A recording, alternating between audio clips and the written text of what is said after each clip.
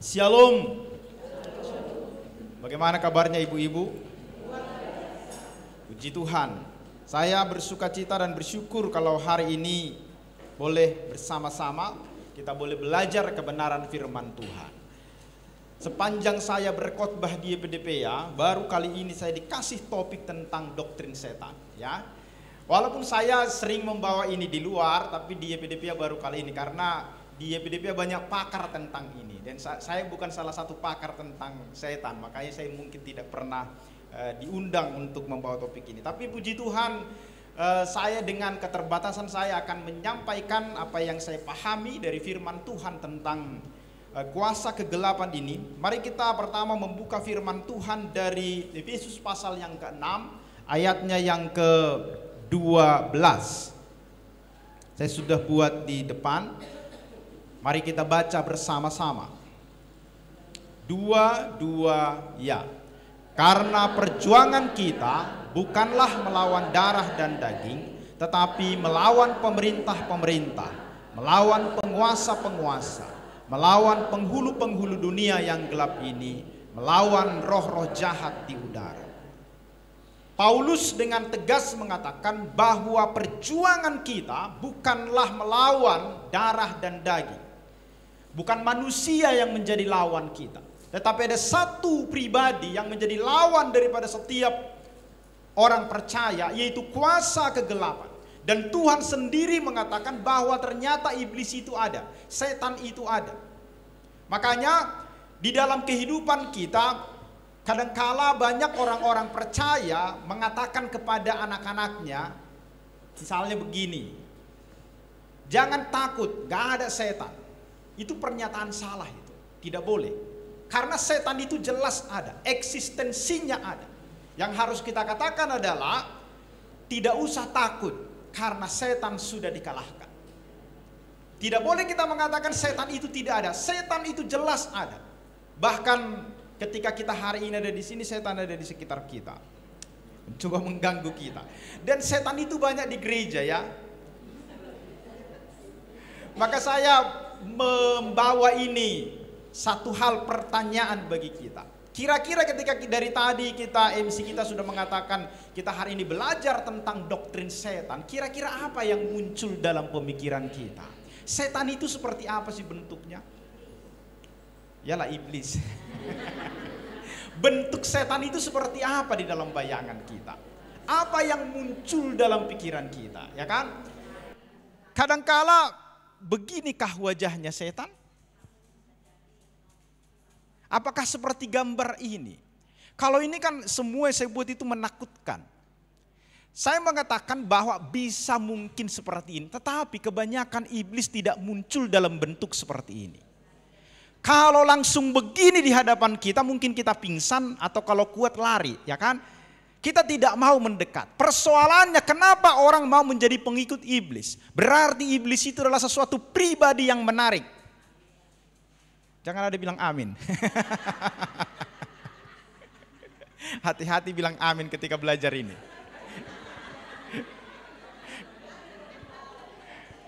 Oke. Kalau seperti ini wajahnya, kita akan takut, kita langsung. Kita lari.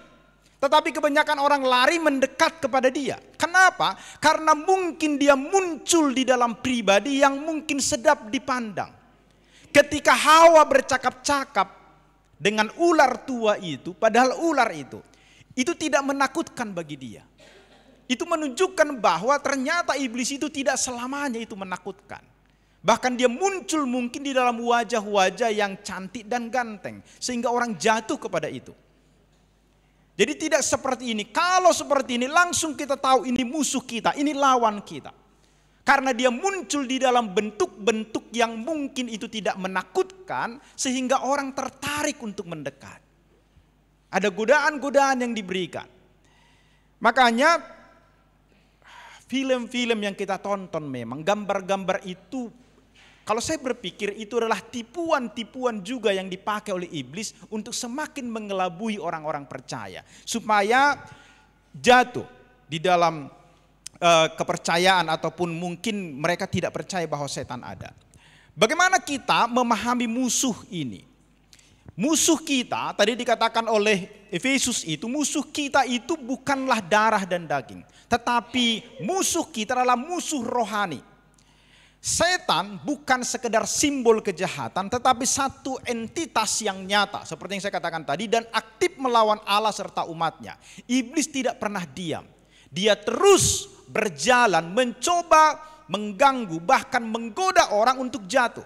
Dia tidak pernah berhenti untuk membuat kita jatuh, dimanapun dan kapanpun. Bahkan di tempat-tempat yang persekutuannya baik, justru disitulah iblis itu akan semakin menggoda kita. Ketika hidup kita mulai nyaman, tentram, maka disitulah iblis akan terus menggoda kita, supaya kita jatuh. Jadi di dalam dunia ini kita harus memahami ada dua kekuatan, yaitu dua kerajaan yang terus bertentangan sampai dengan akhir zaman, yaitu kerajaan Allah yang dipimpin oleh Allah dan kerajaan kegelapan yang dipimpin oleh setan ini. Kenapa kita harus belajar ini? Ya kan? Kenapa kita harus belajar ini? Tujuannya adalah supaya kita berkemenangan, supaya kita tahu, sama seperti orang yang berperang, dia harus belajar bagaimana strategi musuhnya, siapa musuhnya, supaya bisa menang. Karena kalau kita tidak tahu pribadi setan ini, maka kita akan langsung kalah dibuatnya. Maka belajar ini adalah supaya kita tahu dan supaya kita bisa menang di dalam menghadapinya. Ibu-ibu yang terkasih, iblis adalah nama pemimpin dari rombongan para setan, sedangkan kata setan adalah jenisnya. Jadi iblis itu pertama kali muncul di dalam Alkitab ketika dia bangkit melawan bangsa Israel dengan membujuk Daud untuk menghitung orang Israel. Sehingga kemudian Tuhan marah kepada Daud. Dan di dalam Alkitab, di seluruh Alkitab, kata iblis itu muncul 76 kali. Dan kata setan muncul pertama kali dalam Matius 7 ayat 22. Dan itu 65 kali tertulis di dalam Alkitab kita. Oke. Nah, kata yang diterjemahkan iblis adalah kata diabolo atau diabolos, yang artinya adalah menuduh atau memfitnah. Jadi seseorang yang bicara tentang jahat, memfitnah, menuduh tidak benar disebut iblis. Jadi kalau ada orang bicara, menuduh, memfitnah, kalau kita sebut iblis kepada dia, itu benar. Bukan mengatakan dia itu setan pribadi itu, tetapi orang, kalau ada seseorang memfitnah, bicara jahat, menuduh tidak benar, itu adalah diabolo, dipakai oleh Alkitab. Jadi sama artinya itu iblis. Tapi jangan nanti bohong suaminya, iblis kau nanti, jangan begitu ya. Nanti makin parah dia. Tapi maksud saya perkataan itu, kata diabolo itu atau kata iblis itu adalah yang disebut dengan menuduh atau memfitnah. Makanya kalau kita perhatikan di dalam berbagai tempat itu, orang-orang yang menuduh memfitnah itu sebenarnya adalah sama dengan iblis. Nah, kata setan dalam bahasa Indonesia, dalam bahasa Yunani kata satanas atau satan, atau satan di dalam bahasa Inggris, atau syaitan dalam bahasa Arabik, dari kata Ibrani satan, kata kerjanya sama dan artinya itu sama sebenarnya dengan diabolo itu tadi, memusuhi, melawan, menuduh, mendakwa, yang secara maknawi berarti lawan atau musuh. Dan kadangkala dipersonifikasi atau dimengerti sebagai segala kuasa nyata yang melawan Allah dan keselamatan manusia. Jadi sesuatu yang melawan Tuhan dan keselamatan manusia itu disebut dengan setan. Makanya dia tidak akan pernah berhenti untuk melawan Tuhan dan mengganggu kita supaya kita menjadi pengikutnya. Jadi setan itu menandakan bahwa ia dianggap sebagai musuh manusia. Tapi kenyataannya banyak orang berteman dengan setan. Padahal itu harusnya musuh. Kenapa? Karena keselamatan kita yang diganggunya supaya kita tidak masuk surga. Supaya semakin banyak orang menjadi pengikutnya. Di dalam Alkitab nanti kita akan menemukan misalnya Lucifer, si jahat, penguasa dunia ini, dan banyak lagi nama-nama yang disebutkan untuk iblis. Dan semuanya itu menunjuk kepada setan sebagai musuh dari manusia. Nah, dari mana setan ini berasal? Setan sebenarnya tidak diciptakan oleh Tuhan. Secara khusus setan tidak diciptakan. Tetapi dia adalah salah satu dari malaikat Tuhan yang memberontak. Kalau kita memahami itu Lucifer itu kan sebenarnya nama yang indah itu. Iya, Lucifer itu nama yang indah, namanya putra fajar. Tetapi ketika dia jatuh ke dalam dosa, memberontak kepada Tuhan, Lucifer itu menjadi nama yang jahat di dalam pandangan kita. Lucifer itu nama yang indah, tapi jangan buat nama anaknya nanti Lucifer, ya, nggak boleh, atau cucunya. Walaupun itu nama yang indah. Jadi dia tidak diciptakan Tuhan secara khusus, tetapi dia adalah malaikat yang memberontak. Dan kalau kita nanti lihat, kejatuhan daripada malaikat itu adalah kesombongan, keinginan untuk sama seperti Tuhan. Dan itu adalah dosa pertama sesungguhnya. Manusia pun jatuh di dalam dosa oleh dosa yang sama, itu kesombongan. Kenapa? Malaikat tidak mau menjadi malaikat, ingin sama seperti Tuhan, maka disebut berdosa. Manusia tidak mau menjadi manusia, ingin sama seperti Tuhan. Godaan ular itu terhadap Hawa adalah ketika engkau memakannya, engkau akan sama seperti Allah, tahu apa yang baik dan yang jahat. Jadi bukan hanya persoalan makan buah itu. Terlalu mengerikanlah Tuhan hanya karena makan buah manusia dihukum jatuh dalam dosa. Tapi makan buah itu di situ ada pemberontakan aktif terhadap Tuhan. Ada godaan di situ, tidak mau sama atau tidak mau lagi menjadi manusia. Dia ingin naik tingkat menjadi sama seperti Tuhan. Makanya disebut berdosa, memberontak terhadap Tuhan. Dan iblis pun seperti itu. Itu kesombongan, tidak puas menjadi dirinya menjadi malaikat. Dia ingin menyamai Tuhan atau berkuasa lebih daripada Tuhan. Dia jatuh di dalam dosa. Sama seperti manusia seperti itu. Dan ketika dia memberontak dan diusir dari sorga, karena dia adalah pemimpin, pastilah ada pengikut-pengikutnya. Maka sepertiga dari jumlah malaikat itu memberontak. Berapa itu jumlahnya kita tidak tahu persisnya berapa. Karena Alkitab tidak menyebutkan jumlah Alkitab secara persis berapa. Di dalam kitab Wahyu kata Mairat itu dipakai itu dalam istilah berlaksa-laksa. Artinya jumlah yang begitu banyak. Maka sepertiga dari situ berarti itu jumlah yang sangat besar. Tetapi masih lebih banyak malaikat yang tetap setia kepada Tuhan. Dan sekarang kita mengenalnya sebagai setan, musuh Allah dan manusia. Dan kalau kita membaca nanti di dalam kitab Yesaya pasal 14 sampai dengan pasal ayat 12 sampai dengan 17. Dan juga nanti kalau kita baca di dalam kitab Yehezkiel, ada dua disebutkan di situ, Raja Babel dan Raja Tirus. Itu sebenarnya sebagai satu gambaran bagaimana kesombongan raja itu digambarkan sebagai setan atau Lucifer yang tidak mau di dalam posisinya. Ada kesombongan di dalamnya. Memang itu adalah menunjukkan kejatuhan Raja Babel, tetapi bisa juga digambarkan sebagai kejatuhan daripada Lucifer. Jadi yang memahami seperti misalnya itu adalah kejatuhan Raja Babel atau iblis sebagai gambaran dari kejatuhan antikristus yang akan datang. Dan kemungkinan besar kebenaran mencakup semua hal yang berkaitan tersebut. Yakin kejatuhan Raja Babel merupakan gambaran atau bayangan dari kejatuhan antikristus di masa yang akan datang. Nanti kita boleh baca Yehezkiel dan Yesaya, ya, Yesaya 14 ayat 13 sampai dengan 14. Ini tadi yang saya sebutkan. Sebutan bintang timur itu dalam Yesaya 14 ayat 12 merupakan nama iblis dan putra fajar. Jadi arti daripada Lucifer itu adalah putra fajar. Memberi petunjuk bahwa iblis memiliki karakter dasar yaitu pemberontakan kepada Allah. Karena disebut putra fajar, fajar itu kan selalu yang pertama, maka itu dianggap sebagai pemberontakan kepada Allah.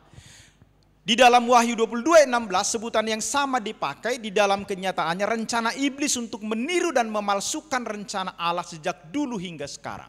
Jadi itu terus dilakukannya, memalsukan rencana Allah. Seolah-olah itu adalah sesuatu hal yang baik, tapi ternyata tidak. Sehingga banyak orang yang tertipu, makanya dia disebut sebagai bapa segala dusta. Jadi sesuatu yang sepertinya baik tapi ternyata tidak. Dosa iblis nyata dari ungkapan aku hendak. Jadi kalau kita baca di Yesaya 14 ayat 13-14, aku hendak menyamai yang maha tinggi. Aku ingin duduk di tahta.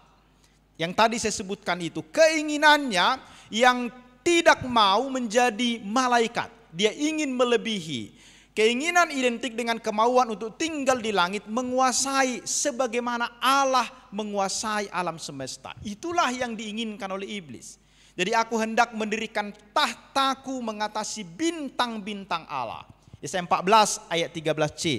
Kalau bintang itu ditafsirkan sebagai malaikat, ataupun kalau bintang itu ditafsirkan secara harafiah, berarti ingin memerintah di langit atau ingin memerintah semua malaikat. Artinya seperti yang saya katakan tadi, malaikat Lucifer itu tidak mau menjadi malaikat. Dia mau lebih tinggi daripada malaikat, yaitu ingin sama ataupun melampaui Allah. Aku hendak duduk di atas bukit pertemuan jauh di utara, merupakan keinginan iblis untuk menguasai alam semesta seperti keinginan dewa-dewa Babel.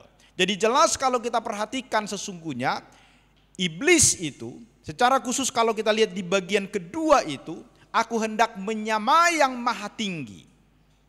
Inilah pemberontakannya, inilah kesombongannya. Jadi dia ingin berkuasa atas segala ciptaan Tuhan. Inilah yang menjadi dosa daripada iblis. Jadi sama seperti kita tadi yang saya sebutkan, manusia pun kalau kita tidak puas menjadi manusia, itu berdosa namanya. Kita ingin mengetahui sesuatu yang bukan bagian kita, itu berdosa.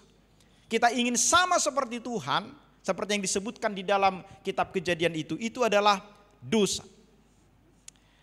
Eksistensi daripada iblis.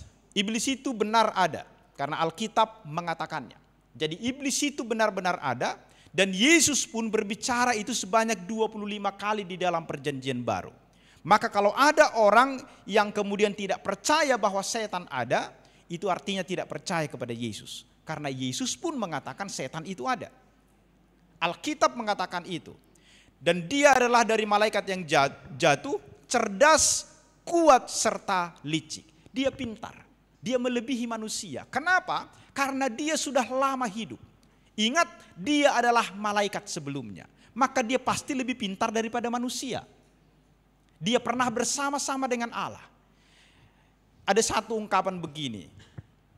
Sebodoh-bodohnya, sepintar-pintarnya manusia, masih lebih pintar iblis yang paling bodoh. Iblis yang paling bodoh pun masih lebih pintar daripada manusia yang paling pintar. Kenapa? Karena dia pernah tinggal bersama-sama dengan Tuhan. Dia tahu Tuhan itu siapa. Itu sebabnya dia tahu kelemahan-kelemahan manusia. Bayangkan dari zaman Adam sampai dengan hari ini dia sudah melihat manusia. Dia kan kekal. Dia hidup selama-lamanya. Di neraka pun nanti dia hidup selama-lamanya walaupun disiksa. Jadi dia tahu apa yang menjadi keinginan daripada manusia. Maka kita tidak usah heran kenapa begitu banyak orang yang ditipu oleh iblis. Dia terus mengikuti perkembangan zaman. Jangan berpikir di TikTok itu tidak ada iblis. Dulu ketika tayangan The Master, kalau kita ingat itu, di RCTI itu dulu. Itu sebenarnya walaupun ada sulap di situ sebagai keterampilan, tetapi ada beberapa bagian di situ juga yang merupakan pertunjukan kuasa kegelapan. Saya tahu lah ada beberapa itu, misalnya kalau kita nonton Rihanna itu. Tahu Rihanna ya, yang menyamar, yang seperti seorang perempuan yang rambutnya selalu ke depan. Itu adalah permainan sebenarnya ketangkasan dan ada banyak di situ. Tapi apakah itu bercampur dengan kuasa kegelapan? Bisa ya, tapi saya tidak bisa memastikannya. Karena ada tim di belakang dia juga yang mengatur itu sedemikian rupa. Supaya seperti seolah-olah itu adalah tahu dia segala sesuatu. Tapi maksudnya di situ adalah di sana mereka mempromosikan kekuasaan daripada iblis itu. Makanya kita perlu hati-hati. Dia memasuki semua lini. Dia tahu di media sosial dia bermain. Dia tahu kesenangan kita. Dia tahu kesukaan kita. Makanya langsung ditunjukkan kemauan kita nanti. Dia dapat dalam tanda kutip menolong dan memberkati manusia. Sehingga banyak orang tunduk kepada kuasanya. Kalau kita berdoa kepada Tuhan udah seminggu, 2 minggu, setahun, Tuhan gak langsung berikan itu. Bahkan mungkin Tuhan tidak berikan. Tapi begitu pergi ke dukun, hilang misalnya uangnya. Kan langsung dikasih tahu ciri-cirinya begini, di sini dia. Langsunglah apa yang kita bayangkan itu, oh berarti si ini itu kecurigaan kita. Bisa benar, bisa juga tidak. Kan banyak peristiwa misalnya di kampung kita kan sering. Saya beberapa kali pernah melihat peristiwa misalnya ada nenek moyang yang tidak nampak lagi. Kemudian keluarga besar mau membangun tugu. Biasanya apa yang dilakukan untuk menemukan di mana kuburannya? Apa yang dilakukan, Inang? Dikumpulinlah keturunannya. Terus adalah satu orang dukun memimpin. Baru kemudian dipercikilah dengan jerut purut. Maka nanti akan ada yang kesurupan salah satu dari situ. Kemudian dicarilah sampai di mana dia tidur. Kan begini kan langsung dia, maka disitulah kuburannya. Bisa benar kadangkala ditemukan memang di situ. Ya, iblis maksud saya, iblis pun bisa menunjukkan hal yang seperti itu. Tidak usah heran dengan itu. Dia lama, maka dikenalnya itu di mana, tahu dia di mana kuburannya itu maksud saya. Bahkan dukun pun bisa menunjukkan misalnya kita hilang keturunan kita tidak tahu dari keturunan siapa. Iblis pun bisa mencari itu. Kalau sekarang kan harus cari DNA-nya kan kalau kedokteran kan. Tapi iblis pun bisa menunjukkan itu. Maksudnya dia tahu itu, dia berpengalaman, dia pintar, dia bisa menolong, dia memiliki kemampuan melebihi manusia. Dia juga bisa memberikan kekayaan. Kalau Anda pergi ke beberapa tempat nanti, ini karena direkam, kadangkala saya susah ngomongnya ya, nanti diedit saja ya. Karena ini jadi tuduhan-tuduhan kadangkala. Ya, misalnya Anda pergi ke tempat-tempat belanja lah misalnya kan. Nanti Anda lihat di situ ada persembahan-persembahan dari suku tertentu. Biasanya mereka melakukan itu untuk apa? Supaya laris. Makanya ibu-ibu, kadangkala kita pergi belanja, dari rumah kita tidak rencanakan beli itu, tapi nyampe di sana kita beli. Nyampe di rumah, kenapa aku beli ini ya? Gak tahu kita. Kenapa? Karena mereka membuat itu sebagai penglaris untuk kita kemudian tergoda membeli itu. Nyampe di rumah kita menyesal. Berapa banyak di antara kita yang beli baju gak dipakai? Ya kan? Atau hanya dipakai sekali setelah itu gak cocok. Karena kita tergoda dengan itu. Makanya perlu kita hati-hati dengan itu. Kita perlu berdoa karena itu bisa memberkati. Nanti saya pernah berkeliling itu di Samosir itu. Samosir saya pernah keliling itu, seluruh Samosir itu saya kelilingi. Maka yang menyedihkan bagi saya adalah di setiap pancuran yang ada air, goa dan segala macam itu ada sesajen di situ. Ada mangkok cawan warna putih dan di dalamnya itu ada jeruk purut dan sirih. Biasanya selalu itu di beberapa tempat. Nanti kalau coba jalanlah, apalagi tempat-tempat di sini dulu minum Sisingamangaraja di sini dulu, itu pasti akan ada di situ sesajen-sesajen. Kenapa? Untuk minta apa itu? Minta berkat dalam tanda kutip. Minta sesuatu supaya pekerjaannya ditemukan atau anaknya belum dapat jodoh akan minta ke situ. Dan kadang-kala pulang dari situ memang dikasih. Kenapa dikasih setan itu? Supaya orangnya makin terikat dan percaya kepada dia. Itulah penipuan yang terus dilakukan setan sampai hari ini. Tapi ingat ibu-ibu, iblis tidak pernah memberikan sesuatu dengan gratis. Dia menuntut jiwa atau nyawa dari orang yang meminta kepada dia. Makanya dia bahkan keturunannya pun akan kena dengan itu. Itu sebabnya di dalam Alkitab dikatakan, apa itu dalam bahasa Indonesia? Patik keberapa itu? Aku akan membalaskan kejahatan keturunan ketiga pinoparnya karena mersogo ni roha diau dari sudut paupaton dari sudut patuluhon, ya kan? Itu artinya 4 keturunan di bawah kita, maka itu akan kena dengan itu. Akan kena dengan itu 4 keturunan. Jadi orang-orang tua kita yang dulu memiliki kesepakatan dengan setan, maka 3 sampai 4 keturunan di bawahnya, maka dia terikat dengan kuasa kegelapan itu. Maka harus ada pemutusan terhadap hal yang seperti itu.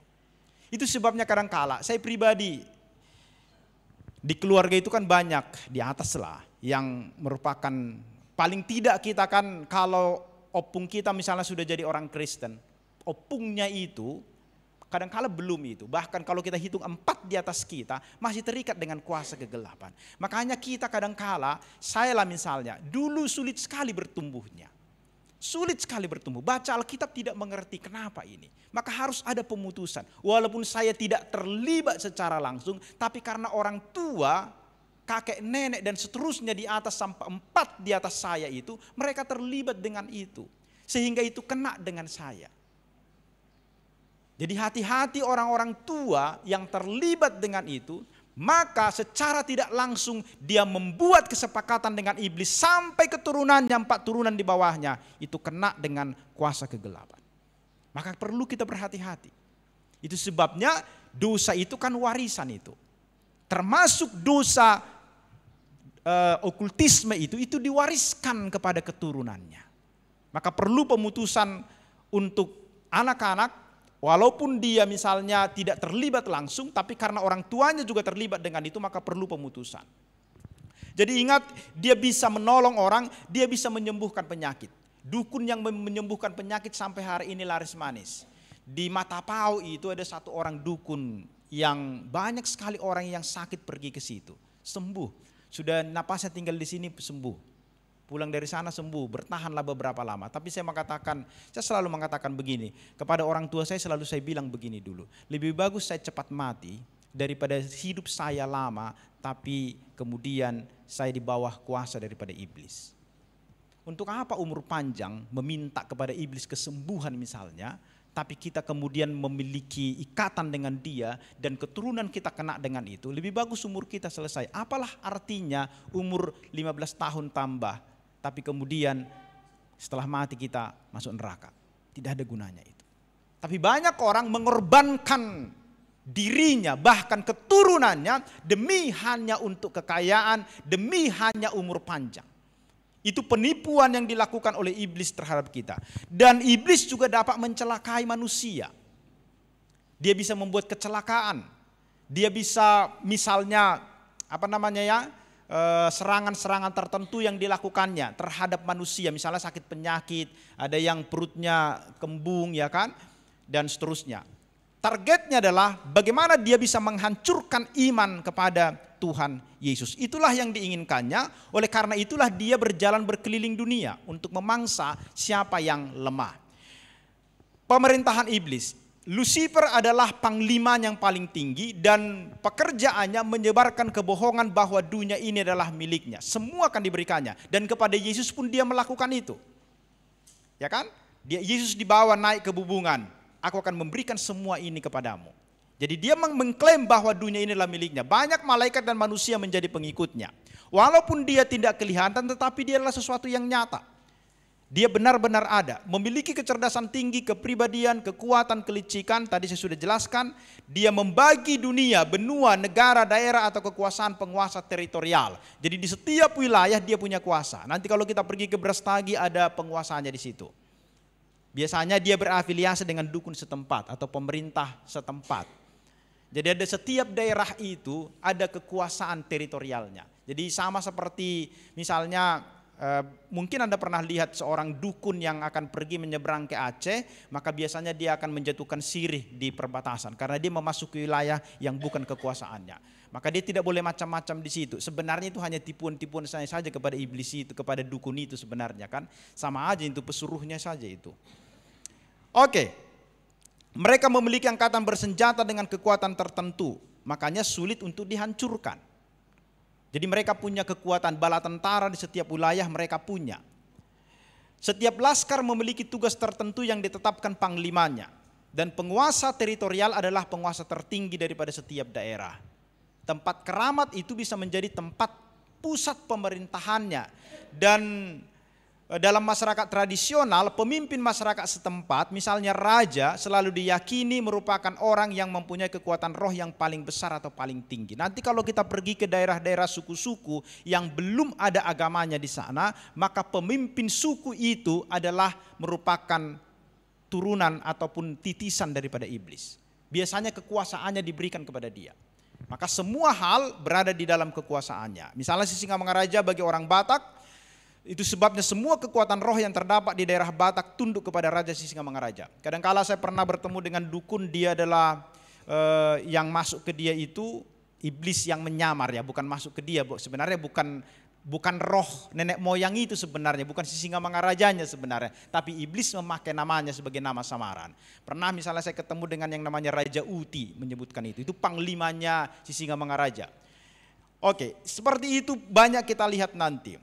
Apa yang menjadi pekerjaannya? Sebagai pribadi dan sebutan-sebutan yang dimilikinya, pekerjaan iblis sungguh mengerikan. Ia pembunuh, pembohong, penyebab dosa dari mulanya, musuh terhadap Allah. Tadi saya sudah sebutkan, memalsukan rencana dan kerajaan Allah, menyamar sebagai pelayan kebenaran. Ini yang harus hati-hati kita. Makanya banyak nabi palsu, menyatakan seolah-olah kebenaran, tapi sebenarnya bukan. Di YouTube, di TikTok banyak nabi palsu. Hati-hati kita.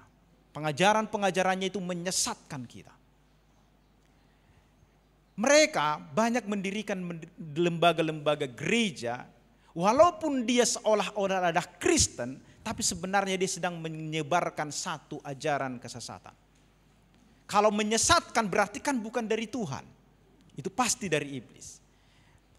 Pekerjaannya berkaitan dengan Kristus, nubuatan tentang pertentangan antara keduanya, Kejadian 3:15 itu sudah dinubuatkan bahwa keturunan daripada perempuan itu akan mematuk tumit daripada keturunan daripada perempuan akan mematuk tumit daripada keturunan daripada ular ya. Oh bukan, terbalik ya. Keturunan dari ular akan mematuk tumit daripada perempuan, dan keturunan perempuan itu akan menghancurkan kepala daripada keturunan ular itu.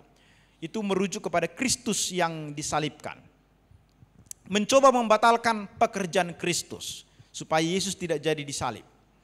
Makanya apa yang dilakukan oleh Yudas itu sebenarnya kan mencoba untuk itu, tapi ternyata batal semuanya, gagal semuanya. Dia juga mencoba Yesus berkaitan dengan bangsa, menipu dan mengelabui, mengumpulkan raja-raja pada peperangan besar. Jadi banyak peperangan itu juga iblis ada di belakangnya, menghancurkan itu. Kegiatan terhadap orang yang tidak percaya mengambil firman Tuhan, makanya sulit bertumbuh. Sudah berkali-kali dijamidai, dinasehati, tapi nggak mengerti juga. Makanya doakan ya, supaya jangan bebal. Kadang-kala kan anak kita, cucu kita atau suami sudah berkali-kali dengarnya firman Tuhan, tapi selesai itu pergi lagi ke lapo, mabuk lagi. Kenapa bisa begitu? Karena iblis mengambil itu, mengambil firman Tuhan, menggelapkan pikiran mereka. Itu yang dilakukannya. Pernah di tempat ini kami melakukan pelayanan pelepasan. Ada seorang laki-laki yang sudah terikat sekian lama. Ketika ngobrol kita biasa aja, lepas dia. Tapi begitu kita beritakan firman Tuhan, tidur dia, ngorok. Kenapa? Supaya tidak didengarkan itu. Maka saya membayangkan ibu-ibu di gereja, kenapa orang begitu nyaman tidur ketika khotbah? Cobalah. Kenapa kita waktu kita mulai membaca Alkitab ngantuk kita? Waktu baca yang lain, buka TikTok kita, gak ada ngantuk. Tapi begitu firman Tuhan mau kita dengarkan, ngantuk kita. Di gereja kan begitu kan. Makanya saya biasanya kalau di gereja itu selalu berdoa, Tuhan jauhkanlah roh ngantuk dari sini. Karena kalau sudah bilang begitu akhirnya orang pun melihat saya terus kan, gak berani lagi ngantuk dia. Tapi biasanya saya sering perhatikan itu. Malam misalnya tidur jam 9-nya dia, bangun jam 6 pagi. Tapi jam 9 di gereja ngantuk dia. Kalau bekerja setiap hari gak ada ngantuk. Kenapa? Karena iblis dengan cara seperti itulah dia untuk kita membutakan pikiran kita supaya kita tidak mendengarkan. Kan kalau sudah tidur bagaimana lagi kita mendengarkan firman Tuhan? Ya, jangan ada yang ngantuk ya ibu-ibu. Karena iblis akan bekerja. Menggoda agar mementingkan diri sendiri. Itulah yang dilakukan oleh iblis kepada kita sehingga kita menjadi pusatnya. Pokoknya aku. Pembagian harta warisan pun aku, ya kan? Kadangkala Allah mengizinkan setan juga untuk menguji iman. Jadi Tuhan berikan izin juga kepada setan supaya kita semakin kuat. Kalau kita baca di dalam Ayub juga kan diizinkan Tuhan itu kepada Ayub. Mencobai agar melanggar susila. Makanya tidak ada yang kuat. Itu sebabnya kalau konseling antara laki-laki dan perempuan usahakan di tempat yang terbuka. supaya kemudian iblis tidak mengambil peran di situ. Ya, di gereja selalu begitu, kalau tidak ada bersama istri saya, atau di tempat terbuka yang orang lain bisa lihat. Karena kejatuhan hamba Tuhan kan kalau tidak uang, yaitu masalah seksual. Karena tidak ada yang kuat di situ. Itu sebabnya kita perlu menjaga diri supaya iblis tidak mengambil peran, memusuhi, menuduh dalam berbagai kehidupan. Dia akan menyoroti dosa-dosa kita. Misalnya orang yang mau pelayanan, dia belum beres dengan dosa-dosanya, maka disoroti itu supaya tidak jadi dia pelayanan atau minder atau tidak melakukan pelayanan. Menekan orang-orang percaya, menuduh kita, sok-sokan kau memberitakan firman Tuhan, hidupmu aja tidak benar dan segala macam. Itu masuk di telinga kita kadangkala.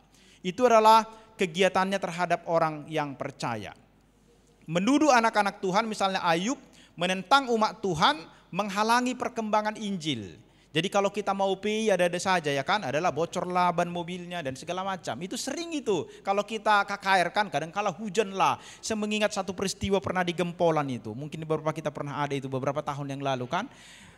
Waktu pengobatan dan segala macam lancar semua. Tapi begitu mau masuk KKR, hujan deras luar biasa. Saya telepon ke Medan, aman, gak ada apa-apa, gak ada hujan. Di sana angin puting beliung, gelap luar biasa. Sehingga tumbanglah tenda. Hujan, malam itu mau KKR. Tapi ibu-ibu apa tahu apa yang terjadi? Tim YPDP pada waktu itu bawa genset. Mungkin gak dilihat oleh iblisnya, gak tahu dia. Sehingga malam itu karena lampu juga padam semua, tidak ada tenda memang pada waktu itu, gerimis. Akhirnya semua orang datang karena hanya di situ yang terang. Maka penginjilan dilakukan. Saya menghitung sampai jam 3 pagi kami jalan ke rumah-rumah untuk pelayanan pelepasan. Karena di kampung itu terikat dengan kuasa kegelapan. Dulu itu diliput oleh TPRI, SCTP itu karena ada tim pemburu hantu di situ, pemburu setan. Walaupun itu iblis juga yang menyamar ya kan. Itu pernah terjadi di satu kampung namanya Gempolan. Mungkin ada beberapa di antara kita yang pernah ikut ke situ dulu. Membelokkan, mencobai, dia juga mencobai kita, membelokkan seorang dari jalan Tuhan dengan jalan mengadakan mujizat palsu. Misalnya kesembuhan, bisa diberikannya. Orang kanker misalnya ketika dibawa ke dukun bisa sembuh, bisa. Maka tidak usah heran dengan itu. Ada orang tidak punya anak, bisa punya anak. Bagaimana caranya? Suatu ketika ada seorang yang saya tahu sudah hamil beberapa lama. Tiba-tiba usia ke-6 kandungannya hilang dari kandungan. Ketika saya tanya dokter Objin ya kan teh, dokter kandungan, saya tanya, bodoh kali kau, masa kau sudah belajar pun mana mungkin hilang itu enggak benar hamil itu. Tapi ya sudah mungkin pemahamannya tidak sampai kepada hal yang seperti itu. Karena memang secara kedokteran mustahil itu bisa hilang. Tetapi kalau di lingkungan suku tertentu, saya tidak usah sebutkan merek. Ini karena rekaman ini susah kali saya kadang-kala ngomong ya. Karena kalau saya sebutkan nanti bisa jadi viral, kadang-kala susah kita dengan begitu, nggak bebas kita. Di suku tertentu, kalau banyak di wilayah itu, kejadian seperti itu bisa terjadi. Jadi hilang dari kandungan. Kemana itu pergi? Pindah ke kandungan orang lain. Supaya yang minta anak itu bisa punya anak. Secara medis mustahil itu, secara medis. Tetapi iblis dengan kuasanya bisa melakukan itu. Karena dulu saya konsultasi dengan beberapa tokoh, termasuk Pak Tobing, saya tanya, bisa nggak kejadian seperti itu terjadi? Dan mereka mengatakan kasus-kasus seperti itu pernah terjadi, walaupun secara ilmiah kita tidak bisa buktikan. Ya, bagaimana kita menyingkapi hal seperti itu? Bisa itu terjadi. Makanya kuasanya kan luar biasa memang kan. Itu sebabnya kita harus berhati-hati dengan itu. Jadi mujizat palsu itu bisa dilakukannya. Supaya tidak usah kita misalnya melihat ada orang yang tadi saya sebutkan itu, kesembuhan dan segala macam itu bisa dilakukan. Ya kan? Kalau pesta misalnya mau hujan turun tiba-tiba hujannya pergi. Itu kan sering terjadi itu. Itu bisa dilakukan. Ada bahasa Batak sarang, manarang udan ya kan?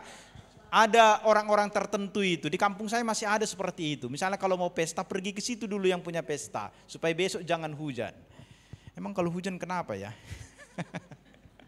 Berdoa saja kepada Tuhan. Ya, itu kepercayaan-kepercayaan yang dari dulu sampai dengan sekarang masih dilakukan oleh orang-orang orang-orang Kristen ya, memakai alam juga. Tadi saya sudah singgung mendatangkan badai, yang tadi saya sebutkan satu contoh itu, mendatangkan penyakit, menyamar sebagai malaikat terang, rasul palsu sehingga ajaran mereka palsu dan merupakan ajaran setan-setan. Di sekitar kita sekarang ada banyak Kristen-Kristen palsu yang mengajarkan juga lewat media sosial, mereka sangat aktif luar biasa sekarang. Mengajarkan kebohongan-kebohongan, hamba tanpa panggilan dan pemilihan, sehingga yang dilakukannya adalah untuk memumpuk kekayaan bagi dia atau hanya mencari ketenaran, bukan untuk memberitakan firman Tuhan. Mereka membelokkan motivasi yang seharusnya melayani, tapi materi yang paling utama. Ajaran sesat ya, bidat itu, heresi itu adalah salah satu bagian daripada iblis. Nanti suatu saat bolehlah belajar ajaran-ajaran bidat ya, dan itu adalah dari iblis itu. Iblis adalah musuh rohani yang nyata. Jadi bukan sekedar simbol kejahatan, ia aktif bekerja menyesatkan, menghancurkan, memisahkan manusia dari kasih Allah. Tetapi sebagai orang percaya, kita tidak perlu takut akan hal itu. Kenapa? Karena sesungguhnya Tuhan sudah memberikan kemenangan. Bagaimana manifestasinya? Sebagian tadi saya sudah singgung di depan, tapi saya mau perlihatkan secara khusus bagi kita. Di dalam kehidupan kita, tadi yang di awal saya katakan dia tidak selalu muncul di dalam wujud yang menyeramkan, tetapi lewat strategi halus yang sering tidak disadari. Misalnya penipuan. Dia bisa menyamar sebagai malaikat terang, menawarkan kesuksesan instan, misalnya memberikan kekayaan, memberkati pekerjaan kita. Yang sebelumnya jualannya tidak laris bisa menjadi laris, menyebarkan ajaran palsu sehingga mengaburkan kebenaran. Misalnya dosa itu hakku, jadi tidak usah menegurku dengan hal-hal yang seperti itu. Misalnya begitu ya, godaan dan kelemahan manusia. Inilah yang paling sering diserang oleh iblis. Kelemahan kita. Apa yang menjadi kelemahan kita, apa yang menjadi dosa kesukaan kita di masa lalu, iblis masuk ke situ. Nafsu daging, kecanduan, seks bebas, kemalasan, ya kan? Atau media hiburan yang meracuni pikiran. Karena sekarang begitu mudahnya kita akses internet, maka banyak orang yang diracuni pikirannya oleh itu. Makanya saya katakan tadi, jangan kita pikir bahwa di media sosial itu tidak ada iblis. Iblis juga masuk di situ. Tidak dalam bentuk menyeramkan, tapi dalam bentuk-bentuk yang mungkin sangat halus sekali dia. Sehingga kemudian kita tergoda dengan itu. Keserakahan, materialisme. Hidup untuk harta. Jadi semua dipandang harta. Datang pun nanti calon helannya atau calon permainnya, harta yang menjadi patokan. Hati-hati ya ibu-ibu. Jangan itu yang ditanya. Tanyalah apakah dia anak Tuhan atau bukan. Karena nanti kalau banyak hartanya, jangan-jangan ditinggalkannya anakmu. Karena dia pergi kepada pria idaman lain atau wanita idaman lain. Banyak kan seperti itu kan. Kenapa? Karena harta yang menjadi Tuhannya. Tapi kalau Tuhan yang dijadikan yang utama di dalam hidupnya, dia akan tetap setia dia. Bukan karena istrinya atau suaminya, tapi karena Tuhan. Harus seperti itu. Jadi jangan materialisme. Budaya konsumerisme seperti iklan yang memicu keinginan memiliki barang mewah, menciptakan ketidakpuasan kronis di dalam hidup kita. Enggak pernah puas kita. Selalu kita ingin memiliki. Karena media sosial kita sekarang kan pintarnya luar biasa kan. Begitu satu kali kita mengklik sepatu, nanti buka apapun kita sepatu yang muncul. Terus itu. Ditunjukkannya, tahu dia keinginan kita. Dan iblis masuk di situ. Supaya kita tergoda. Itulah hebatnya sekarang. Iblis memakai itu semua. Kesombongan, ego, merasa tidak butuh Tuhan. Media sosial juga mendorong narsis ya kan. Seperti supaya kemudian kita buat status supaya orang like, membacanya untuk apa? Setiap hari hampir update status saya di media sosial saya. Tapi saya tidak peduli berapa orang yang like itu. Enggak peduli saya dengan itu. Mau ada orang lihat, mau tidak ada orang lihat karena tujuan saya bukan untuk itu. Itu yang terjadi sekarang kan. Orang materialisme, orang sekarang kan mengorbankan segala macam ya kan demi untuk apa namanya itu? Si Meta itu apa namanya itu? Monestasi. Itu monestasi itu. Demi monestasi kita mengorbankan banyak hal hari ini ya. Sehingga kita menjauhkan manusia dari kerendahan hati. Pengutukan dan ikatan rohani.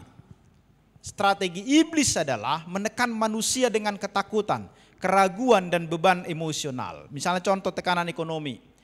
Sehingga lewat itu kemudian kita melakukan tindakan-tindakan yang tidak benar. isolasi di era digital memicu kecemasan atau depresi. Karena kita lebih sering dengan media sosial, ada banyak anak-anak muda sekarang yang kemudian depresi karena hanya ini terus yang menjadi temannya. Tidak ada tempat dia untuk sharing. Sehingga iblis memperburuk ini dengan menanamkan pikiran negatif seperti Tuhan tidak peduli denganmu. Jadi dia memakai semua sarana-sarana itu. Dampaknya banyak orang termasuk orang percaya merasa putus asa atau kehilangan iman karena merasa tertinggal dalam dunia yang serba cepat. Maka kita perlu berhati-hati. Di dalam budaya modern misalnya kerja keras tanpa henti itu. Sehingga orang dari pagi sampai pagi itu, lihatlah di media sosial itu kan, di TikTok kan orang hanya jualan dia dari pagi sampai pagi. Terus menerus dia, tidak pernah stop di sana.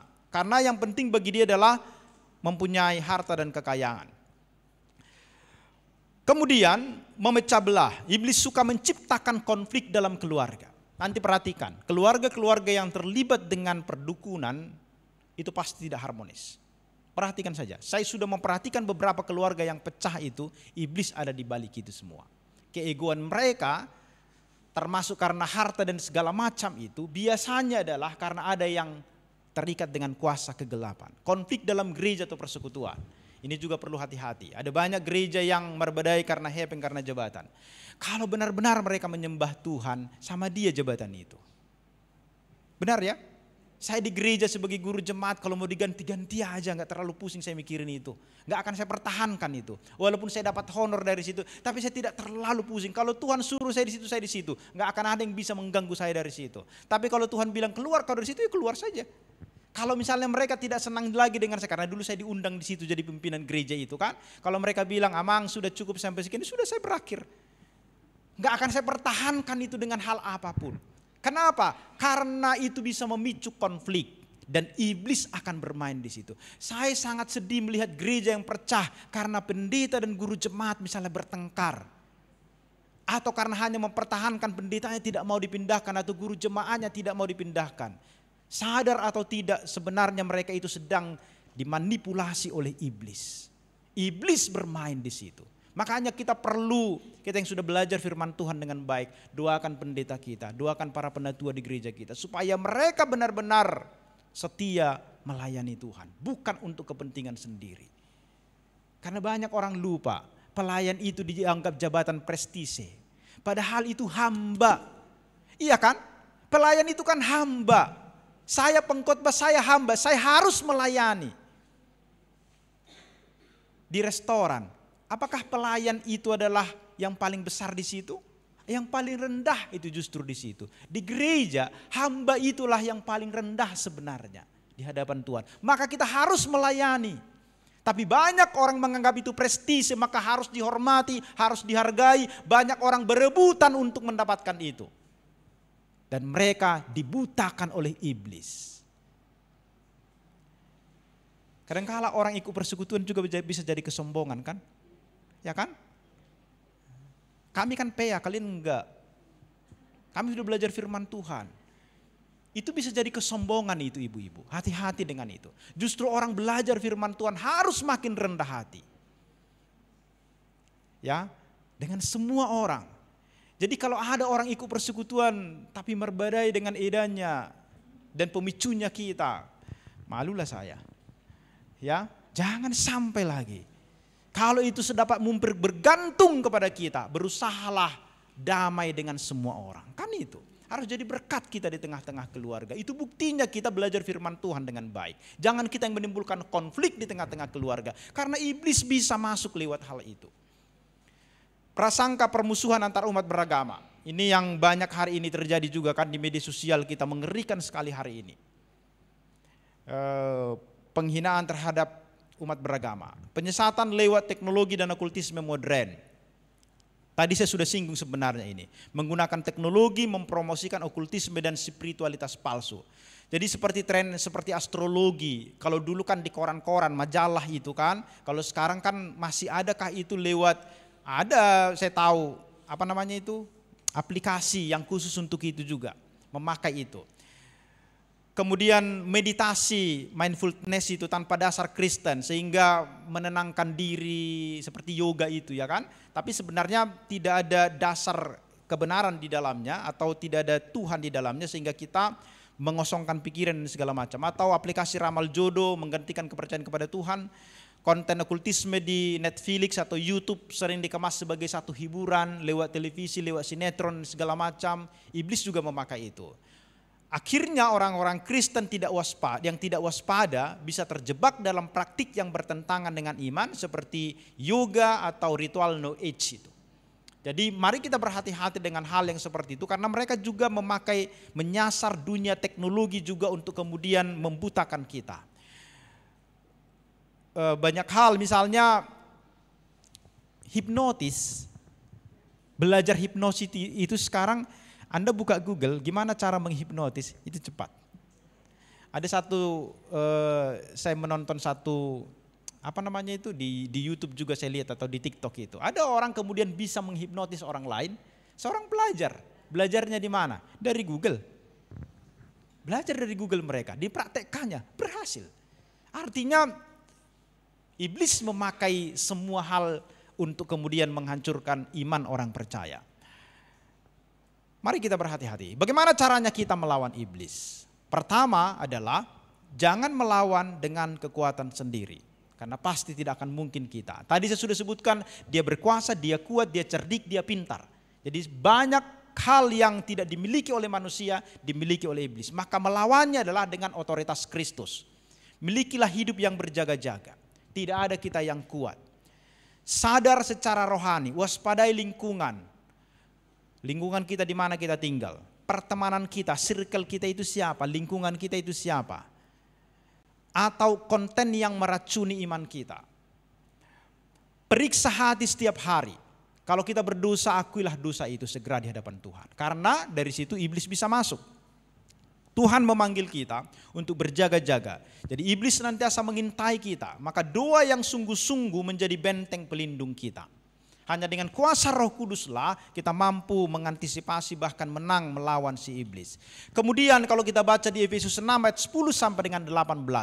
Kita harus mengenakan seluruh perlengkapan senjata Allah. Jadi Paulus menasihatkan supaya kita mengenakan itu. Karena dengan cara itulah kemudian kita bisa menang. Secara singkat kita harus memakai ikat pinggang kebenaran. Jadi firman Tuhan, orang yang tidak pernah baca firman Tuhan, belajar firman Tuhan, bagaimana kita punya kuasa atau punya kemampuan untuk melawan kuasa kegelapan itu. Sehingga ketika orang mengajarkan kesesatan misalnya, bagaimana kita tahu bahwa itu salah. Ketika kita melihat praktek-praktek misalnya ketidakbenaran, okultisme di sekitar kita, baik itu yang dilakukan lewat adat dan segala macam di lingkungan kita, bagaimana kita tahu itu tidak benar. Karena ada banyak praktek-praktek yang kadang-kala kita tidak sadari. Misalnya kalau kita pulang ziarah misalnya ke kampung, cuci muka boleh nggak di kuburan? Ayo ibu-ibu, boleh nggak cuci muka? Apa artinya cuci muka itu? Kalau secara budaya ritual orang Batak apa artinya itu?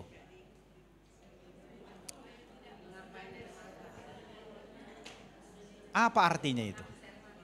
Mengapa menghapus air mata? Apakah hanya sesederhana itu? Ya, salah satu itu supaya rohnya tidak mengikut kita, tinggal semua. Salah satu praktik yang sering dilakukan adalah ketika ada orang baru meninggal, kemudian di depan pintu rumah setelah pulang dari kuburan ditaruh ember, ada air di situ. Maka siapa yang mau masuk ke rumah harus cuci muka. Itu sering dilakukan masih, supaya jangan diikuti rohnya. Maka tidak sesederhana itu. Ada banyak orang ketika bahasa Indonesianya itu medabuhon tanah perpudi, bahasa Indonesia nih. Iya, tanah itu perpisahan atau apa sebenarnya? Biasanya orang, saya sudah sering mendengarkan, unang ingot-ingot beda sudeda, tinggallah semua kenangan kita. Padahal bukan itu, engkau berasal dari tanah, kembali ke tanah, itu maksudnya. Jadi waktu kita menjatuhkan itu, kita mengingatkan diri kita bahwa kita pun akan sama seperti dia nanti dikubur.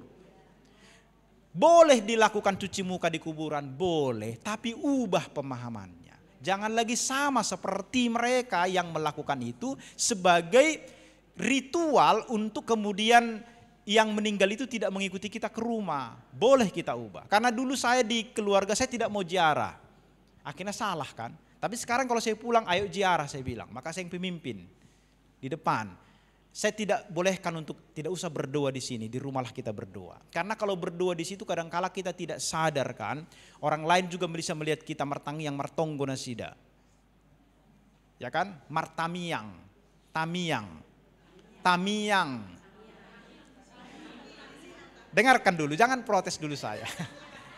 Tangiang itu adalah dari kata tangi, ya kan, mendengarkan. Tamiang itu penyembahan berhala. Tamiang itu penyembahan berhala itu. Jadi nenek moyang kita dulu martamiang itu menyembah berhala namanya. Kalau sekarang makanya kita dibenarkan tangiang bukan tamiang. Karena kalau disebutkan orang pun martamiang kalau pengertiannya itu tidak penyembahan berhala, saya tidak akan protes itu. Ya mungkin itu sudah kebiasaan. Tapi karena arti martamiang itu adalah menyembah berhala bagi nenek moyang kita, maka harus dibenarkan, harus tangiang. Ya, itu yang harus kita pahami di sana. Maka praktek-praktek itu sebenarnya boleh saja dilakukan, tetapi dengan pemahaman yang benar. Jadi di dalam keluarga kita kan, di dalam praktek-praktek itu, kalau kita tidak belajar firman Tuhan dengan baik, bagaimana kita tahu itu? Dan ketika praktik itu terjadi, saya menyarankan kita misalnya kalau kita pulang ke kampung, kan ada saudara-saudara kita yang belum bertobat. Tidak usah seperti misalnya langsung gak boleh begini, gak boleh begitu. Karena itu bisa menjadi kita anti mereka terhadap kita. Akhirnya kita dibenci oleh mereka. Itu saya lakukan dulu sehingga keluarga akhirnya menganggap saya aneh. Ngahona be aliran sesaton, akhirnya akan jadi begitu. Maka mari kita dengan lemah lembut menjelaskan itu kepada mereka. Kalau kita baca firman Tuhan dengan baik, kita bisa menjelaskan kepada mereka. Atau kita tanya dulu artinya itu apa, kemudian kita benarkan. Supaya ketika mereka melakukan praktek itu, tidak lagi menjadi bagian daripada ritual nenek moyang kita dulu. Kemudian baju jirah keadilan, hidup benar di hadapan Tuhan dan manusia.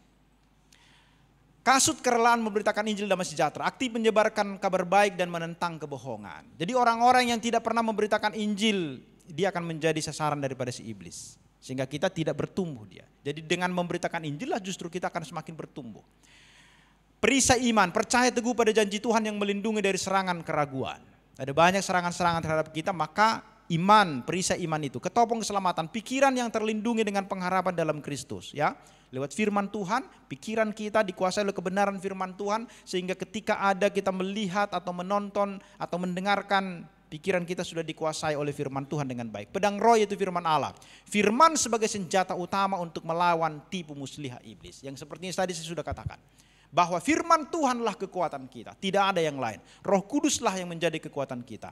Berdiri teguh dalam iman. Yakobus berkata, tunduklah kepada Allah dan lawanlah iblis, maka ia akan lari daripadamu. Jadi ketundukan kita, ketaatan kita kepada Tuhan itu adalah perisai yang kuat melawan setiap serangan si jahat. Berdiri teguh dalam iman berarti tidak mudah goyah oleh situasi yang menggoncang, melainkan tetap percaya bahwa Tuhan lebih besar dari segala tipu daya si iblis. Kemudian jangan memberikan ruang kepada iblis. Jangan kompromi dengan dosa. Jangan biarkan pintu terbuka supaya iblis masuk. Kita harus waspada supaya kita tidak membeli celah baginya. Makanya tadi saya katakan ketika ada dosa, mengaku, minta ampun kepada Tuhan. Ketika ada perselisihan, misalnya di sekeliling kita keluarga, selesaikan dengan cepat-cepat. Karena iblis bisa masuk lewat itu. Setiap dosa yang kita biarkan tanpa pertobatan akan menjadi titik lemah yang dieksploitasi oleh iblis. Dan lewat itu dia masuk. Oleh karena itu, perlu hidup dalam kekudusan. Senantiasa memohon kekuatan Roh Kudus agar dapat melawan setiap godaan yang datang.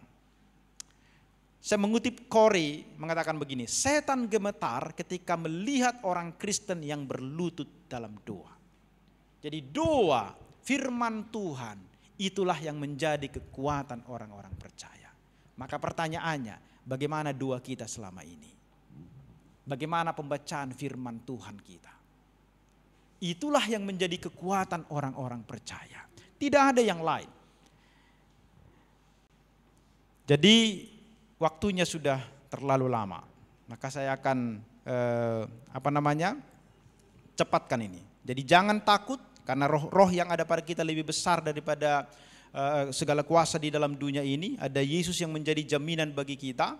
dan kita sebagai orang percaya kita harus aktif berperang, tunduk kepada Allah, tidak bersikap netral, tidak membiarkan kuasa kegelapan, apakah itu ikut Tuhan atau ikut iblis. Harus jelas, tidak boleh nano-nano ya, harus jelas di hadapan Tuhan. Penutupnya, walaupun setan kuat dan iblis itu licik, tetapi kuasa Tuhan jauh lebih besar daripada itu.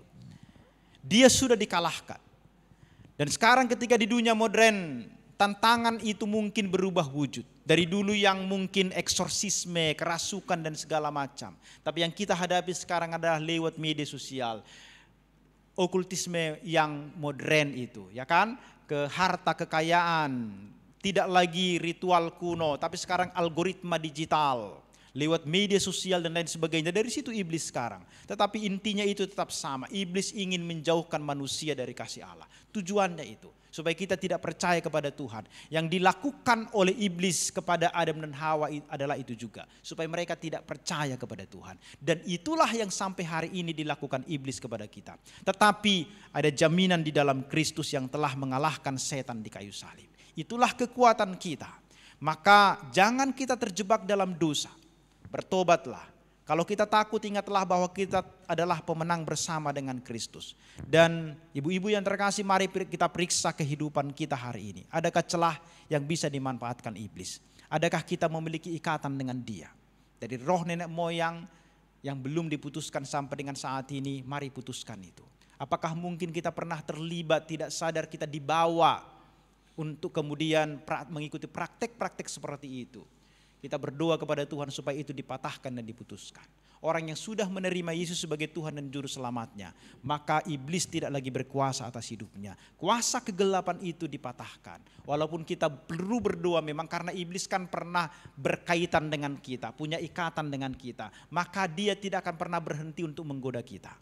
Jadi tetaplah kita waspada dengan iman, ketaatan, dan diantara komunitas kita sesama orang percaya yang meneguhkan, menguatkan kita. Mari kita tetap berdiri teguh dan hidup dalam kemenangan Kristus. Jadi iblis sudah dikalahkan oleh Kristus. Kuasanya sudah dikalahkan.